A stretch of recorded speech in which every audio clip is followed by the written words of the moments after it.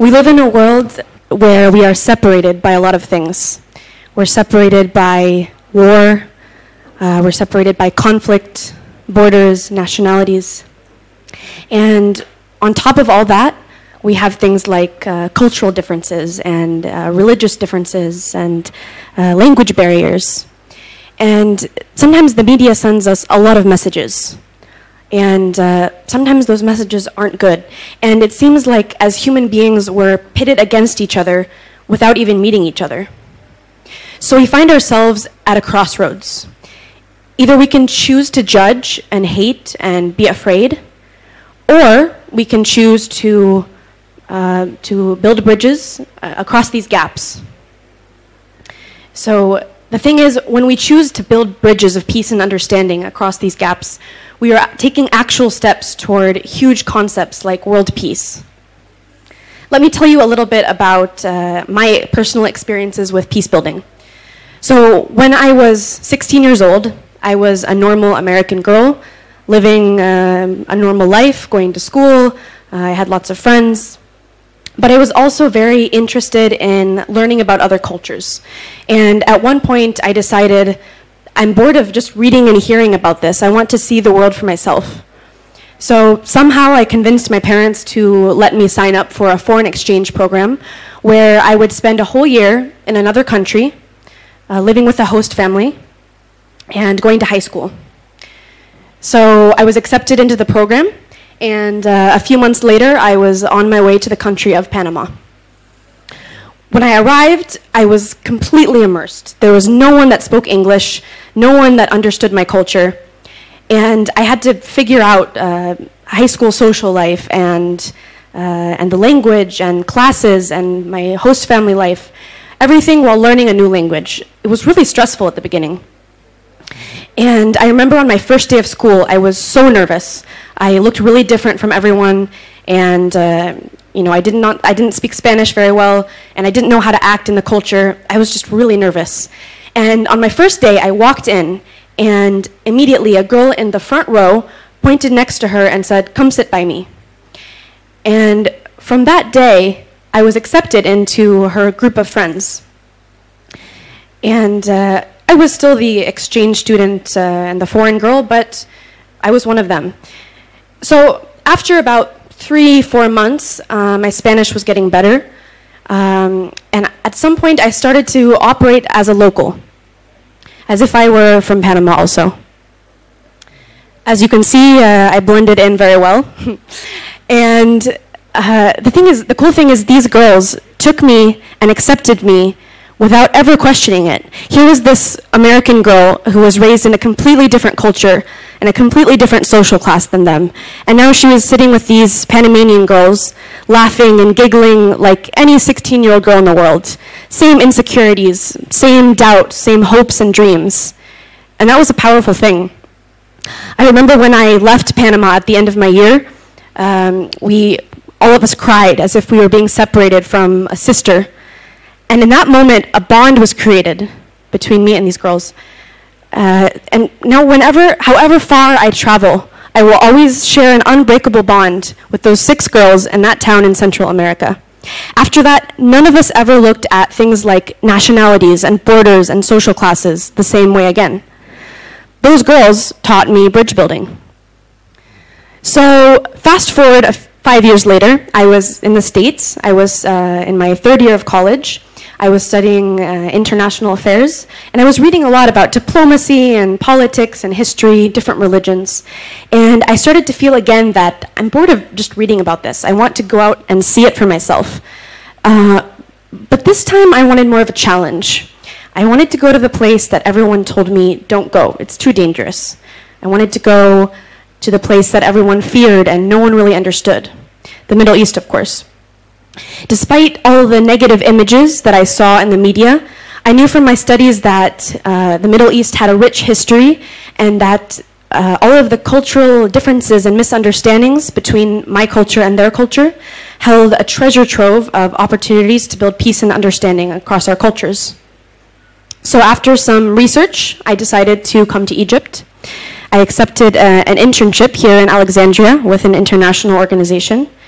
and I requested to be placed with a host family so that I could learn the language and the culture.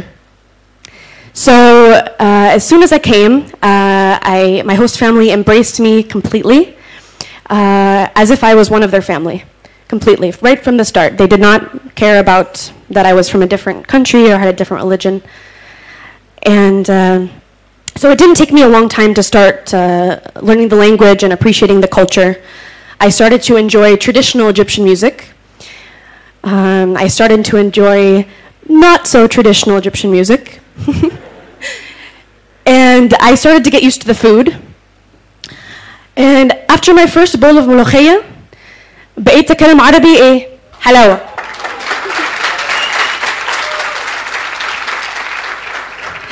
عائلتي المصرية فيهم ناس ملتزمين، منهم اللي لابسة نقاب واللي مربي دقنه، ولما شفتهم أول مرة كنت مرعوبة وخايفة من اللي بشوفه في الأخبار، وقلت خلاص كده شكلي هيضحوا بيا قريب.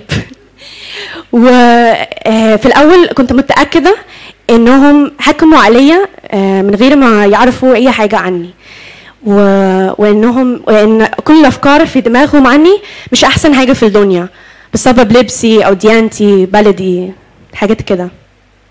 أنا فاكرة في يوم والدتي المصرية ظبطت قعدة بنات في البيت من العائلة، كان في اللي لابس نقاب وحجاب واللي مش محجبة، وكلنا قاعدين مع بعض كل واحد براحته، وهما قلعوا الحجاب والنقاب، وساعتها حسيت ان مفيش اي اختلاف ما بيني وبين اي حد فيهم. كلنا فاهمين بعض وبنضحك على نفس الحاجة وبنتكلم كلام البنات اللي بتكلم عادي في امريكا. ده طبعا غير الروح الفكاهة المصرية اللي بحبها جدا، بس ما كانش فيه اي حواجز دينية ولا ثقافية ولا اي حاجة من اللي سمعت عنها طلعت بجد متعصب ولا اي حاجة. احنا اليوم ده احنا شفنا بعض على حقيقتنا كبشر، يعني ناس عادية مفيش اي اختلاف. سمعت واتسمع مني واتكلمنا عن وجهة نظر واسرار كل واحدة فينا، وفعلا كنا مبسوطين قوي عشان عرفنا واتأكدنا ان مفيش اي اختلاف اي حواجز ما بيننا. فليلة واحدة غيرت حياتي كتير، ليلة واحدة. بعد كام اسبوع حصل لي حادثة عربية كانت صعبة جدا. تخيلوا مين اكتر حد وقف جنبي، مين كان بيجري ورا الدكاترة عشان يتأكد ان كل حاجة صح. كان هو نفس الشخص اللي لما شفته كنت خايفة ومرعوبة، اللي مربي دقنه جوز المنقبة اللي قعدت معاها وحبيتها جدا كأننا اخوات. رجعت امريكا بقى وحكيت القصة دي لأهلي هناك، فساعتها بنت علاقة قوية بين العائلتين، بين عائلتي في امريكا وعائلتي المصرية. واهلي هناك بقى حكوا القصة دي لكل الناس، كل الناس في امريكا يعرفوا القصة دي، وغيرت فكر ناس كتير، والصورة السليمة عن الشرق الاوسط وعن المسلمين وصلت. من كتر حبي لعائلتي والناس هنا كنت محظوظة قوي اني حضرت شهر رمضان، فقلت انا هنا فلازم ابقى احترم عاداتهم وتقاليدهم، فقلت انا هصوم معاهم. فساعتها كل مرة قابلت حد ويلاقوني صايمة احترموني جدا، عشان تقريبا كنت اول امريكانية يشوفوا صايمة طبعا. وحتى لما رجعت امريكا وعدى شهر رمضان عليا صمت برضه، وحكيت للناس هناك عن فوائد الصيام والناس بتصوم ليه، والناس اتصدموا من تجربتي وفهموا حاجات غريبة عنهم، حاجات جديدة. بعدين اخويا المصري جاء زورنا في امريكا وقعد عندنا في البيت كأنه بيته بالظبط، زي ما انا قعدت في البيت هنا في مصر كأنه بيتي بالظبط، وكأنه ليه اب وام تانيين زيي. وده بنا علاقة كبيرة قوية بين العائلتين حتى لو ما بيتكلموش نفس اللغة. فطبعا حياتي غيرت من تجربة زي دي في مصر. Coming back to the US after I came back from Egypt, it was a few days after January 7th, 2014, which was the Charlie Hebdo incident, if you remember. I was watching the news and I was watching the video footage of the event. There were several guys wearing all black, and they had guns in their hand. And before I heard their shots, I heard them yell, "Allahu Akbar!" And I felt a chill pass through my heart. I felt scared from their words. And then I thought, what if I was an average American watching this from my living room? What would be going through my head? And I realized there would be no context, no connection to the Middle East or experience to draw on or compare to. I would definitely have a bad view of Muslims or Middle Easterners. And at this moment, my heart broke, because this Allahu Akbar that I heard from the TV that sounded so violent and angry was so different from the Allahu Akbar I heard here in Egypt, something you might say after something good happened to express your gratitude to God. I remember one time I was sitting in an outdoor cafe in Alexandria, kind of a local restaurant, and it started pouring down rain.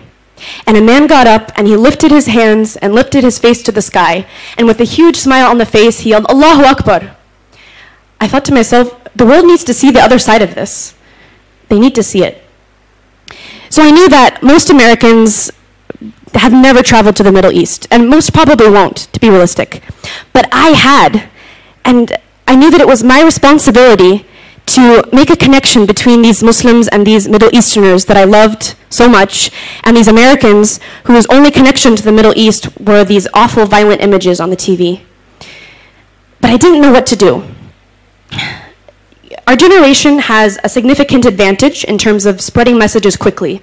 With all the social media platforms we have, we can spread a message like this. So I knew that was the way I should do it, but I was up all night with the wheels turning in my brain, trying to figure out what I could do.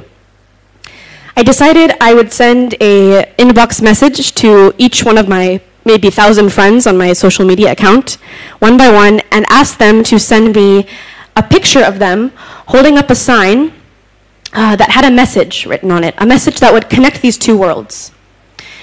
The response I got was incredible. I got pictures from all over the world, from the US, from the Middle East, Latin America, from Christians, Muslims, Hindus. The messages said things like, "I am Muslim and I'm against terrorism," or "I am Christian and Muslims are my brothers and sisters."